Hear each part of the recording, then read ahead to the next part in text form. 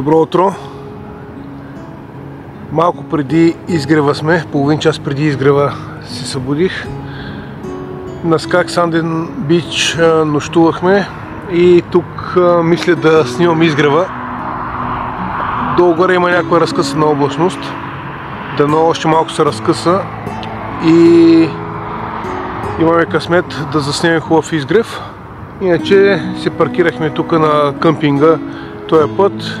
Решихме да заредим малко батериите на кемпера и да нощуваме на самия къмпинг. Има много малко хора. Приятно е времето, спря да вали, спря да духа.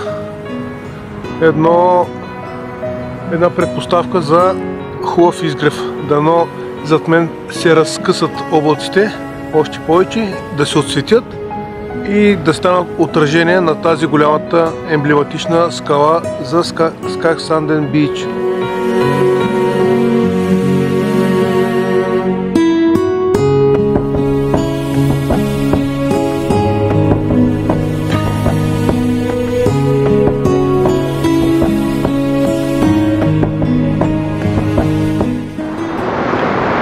Ще се прибирам към кемпера. Изгрева няма да бъде заснет от мен поне, защото почна да вали. Зад мен се образува някаква мъгла и идва право към мен, така че доста се влоши времето. Прибирам се, да се поуправим малко, да изпече слънце и да заснемем тая скала и отраженията пред нея. Промяна на резултата в матча. В Норвегия трябва да си доста упорит, да изчакаш момента. Седнах на една пейка тук отстрани плажа, да изчакам да видя дали няма да се разкъса облачността, и така и стана. Ето, разкъса се. Има шанс за някакви кадри. Зад мене всичко се разкъса. Доста бързо се променят нещата в Норвегия, за което сме много радостни.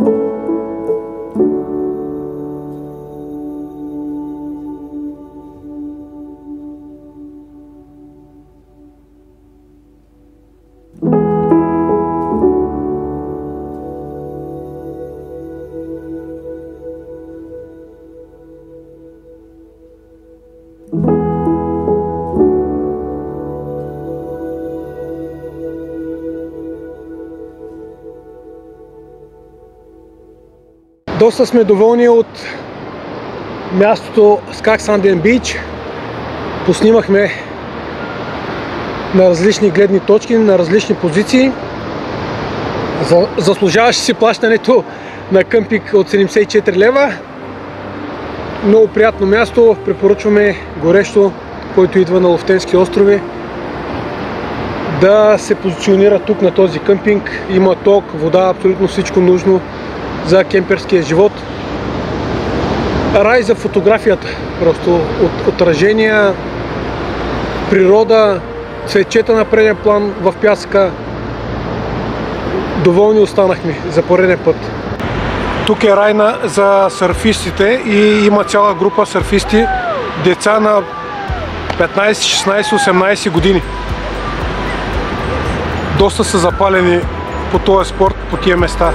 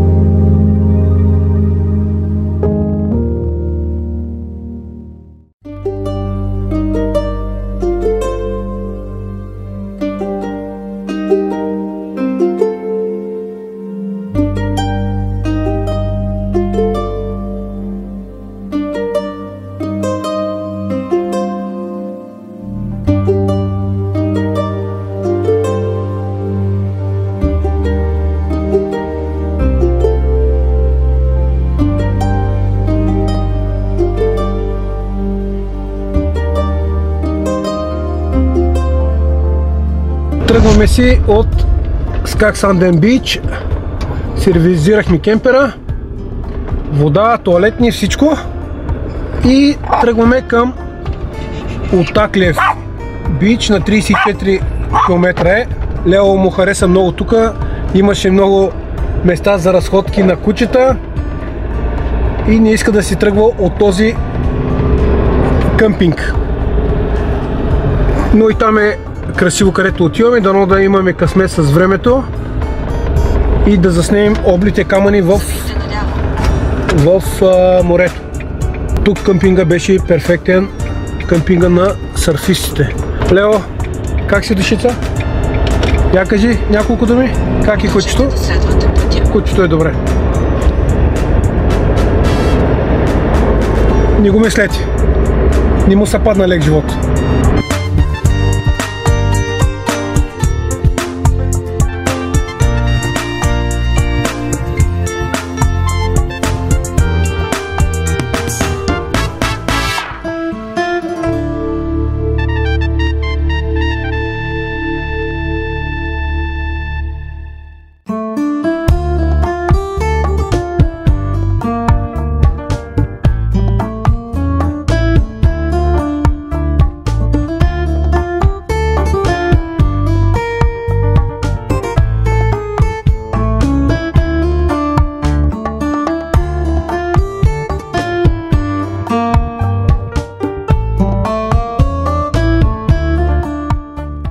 Паркирахме се вече на Otaklef Beach. Заплатихме 250 крони, около 42-3 лева за 24 часа. И бързаме да отидем да поснимаме малко отпред на морето на камъните, защото долу-горе има някакво небе, интересно. И ще направим някоя друга снимка. Ще поснимаме и така. Доволни сме, че не вали дъжд все още. Реших да се кача на тия камъни ето тук. Това е една от най-хубавите гледни точки. Камъните отпред и планината отзад. Има доста добри вълни. Мисля, че ще стане добре.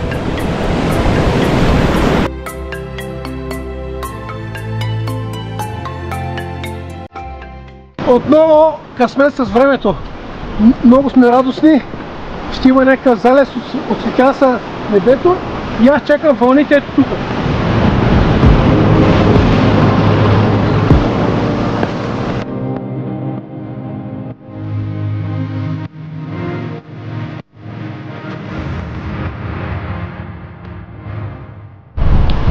Много добре се получават снимките, когато сме нагазили във водата с ботуши. Ето така с ботушите. И снимаме камъните, които са във водата. Много яко. Отново доволни.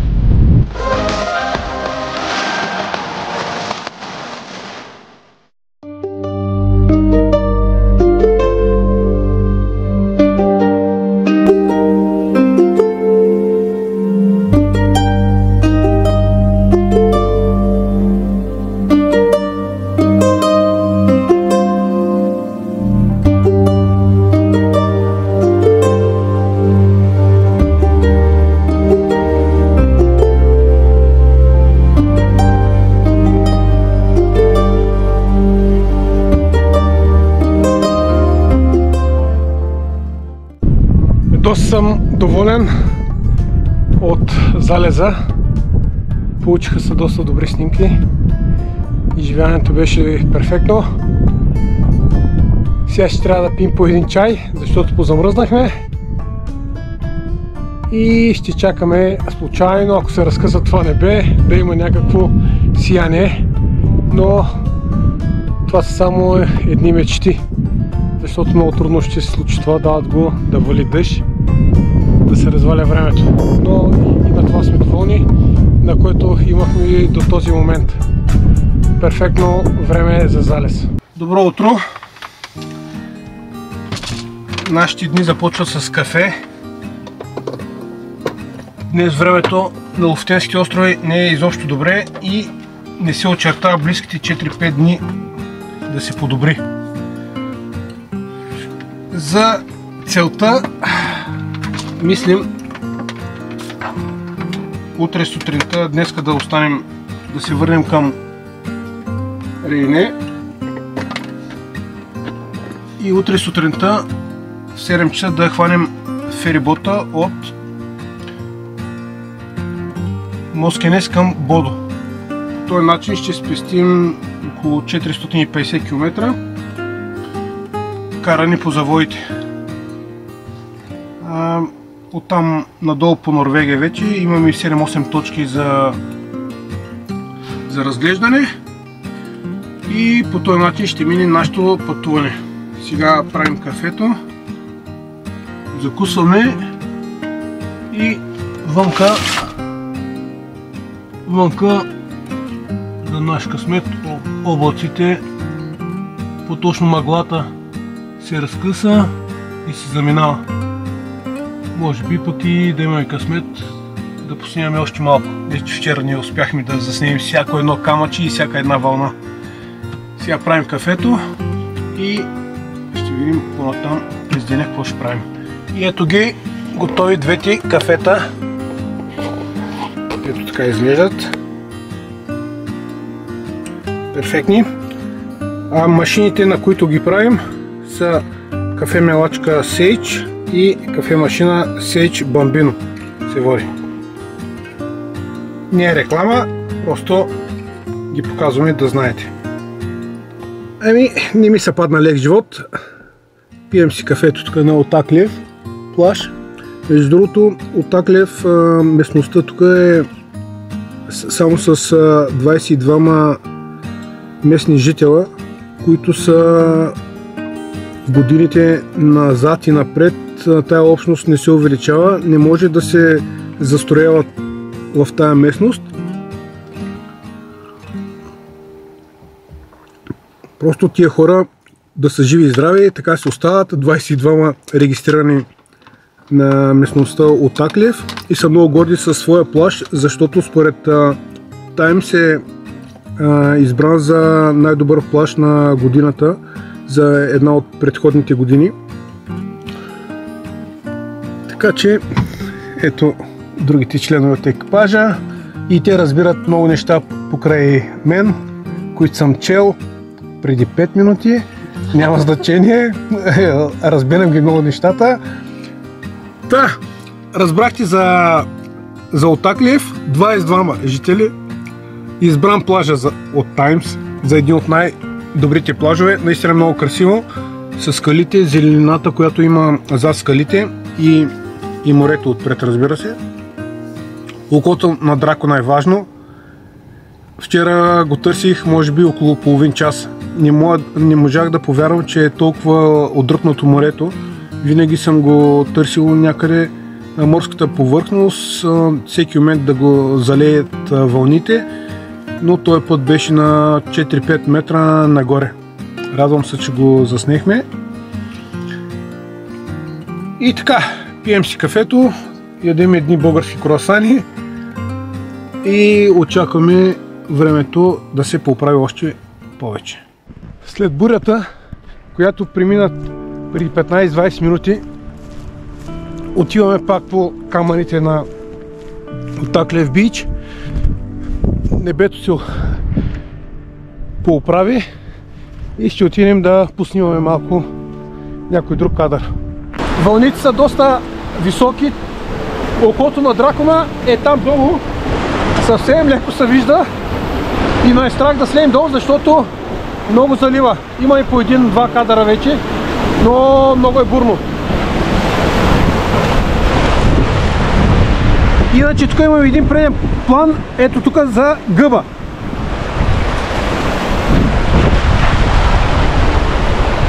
Нивото на водата се е дигнало поне с 1,5 м до 2 метра, защото в далечината, там на плажа, където вчера снимахме камъните се виждаха и не бяха под вода. Сега нивото е дигнато доста сериозно, отделно окото на Дракона, който е там долу зад нас, вече не се вижда изобщо, а беше 1,5 м над морската повърхност. Тръгваме се от Таклиев плаж и отиваме към Рейне. Оттам утре сутринта ще хванем ферибота за Бодо. Напускаме Лофтенските острови, защото времето се влоши страшно много и няма смисъл да си губим времето тук. Има още доста места за гледане по цяла Норвегия.